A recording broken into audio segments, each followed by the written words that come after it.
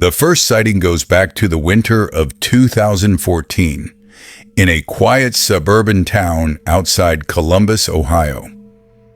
The supermarket was open 24 hours, but after midnight it was practically empty. Only a few truck drivers, night owls, and lonely wanderers came by. The night shift was handled by a man named Daniel Morris, a calm, soft-spoken worker who had been doing the same job for years. He knew every aisle better than the lines on his own hand. Nothing surprised him anymore until the night he saw him. It was a little past 3 a.m. when Daniel first noticed the flicker on the security monitor. Aisle 7's overhead light was stuttering, blinking in a pattern that almost looked intentional. He tapped the monitor, thinking it was dust or a glitch. Then the frame sharpened. A man was standing directly under the light. Tall, thin, completely still.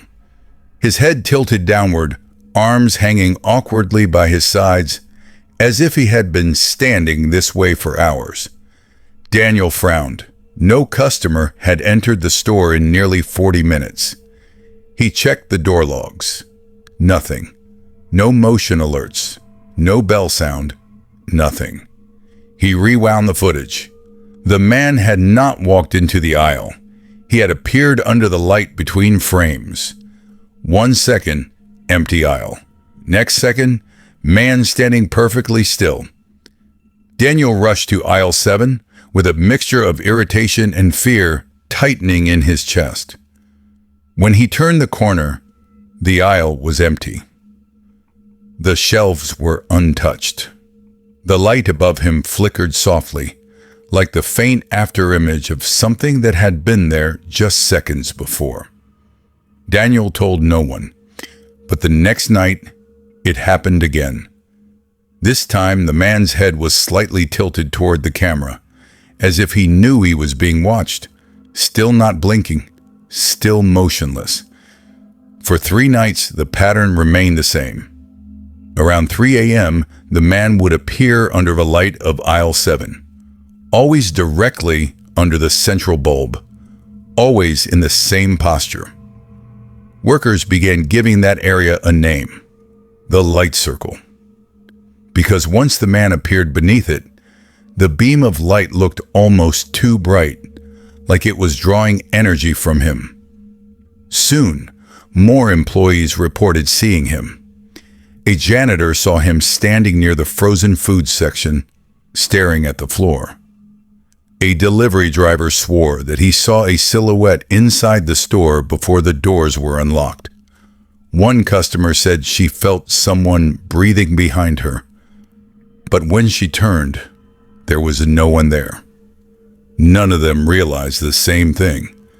The lights above each sighting were always the brightest in the store. On February 19th, the sightings took a darker turn. A new worker, Emily, decided to confront the figure. CCTV shows her walking toward aisle 7. As she gets closer, the man's head lifts millimeter by millimeter. Slow, unnatural movements like rusted joints awakening. The moment she steps into the light circle, the camera glitches. The brightness flares, and both of them vanish from the frame. Emily was found 20 minutes later, unconscious behind the dairy section. Her clothes were cold to the touch, as if she had been standing in a freezer. When she woke up, she said only one sentence: "He lives in the light." The store shut down for investigation. Police found nothing, but one final piece of footage was leaked by an employee. The last recording. The frame shows the same aisle, same shelves, same flickering light, except this time, the man isn't alone. There are 2 figures under the light, standing side by side, both perfectly still, both staring at the camera, both waiting. Experts claim it's edited. Skeptics say it's a hoax. But every night shift worker in that town knows the truth. If you ever walk into a supermarket late at night, look up. if the lights above you seem too bright, if the flicker feels like it has a rhythm, and if the aisle suddenly feels colder than the rest, don't look back. Don't stop walking. And never, ever step into the circle of light. Because once you are under it, you become one of them.